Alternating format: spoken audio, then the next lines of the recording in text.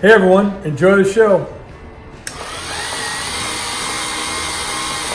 It's Jeff from Mantiques Network. How you doing today? I'm doing groovy. Anyways, what we have here is new old stock NOS Napoleon Cigar retail display. So needless to say, we're not going to fold it up into its box configuration because then it's no longer new old stock. But this has never been touched. It was produced by the factory to put on a retail store that would fold into a box, if you will, cigar type box, which would display cigars on a retail environment. So if you are into cigars, vintage advertising, and want to frame this thing or fold it out, this be for you. These are antiques. These are mantiques. Antique, mantique. These guys sell mantiques. This is their store.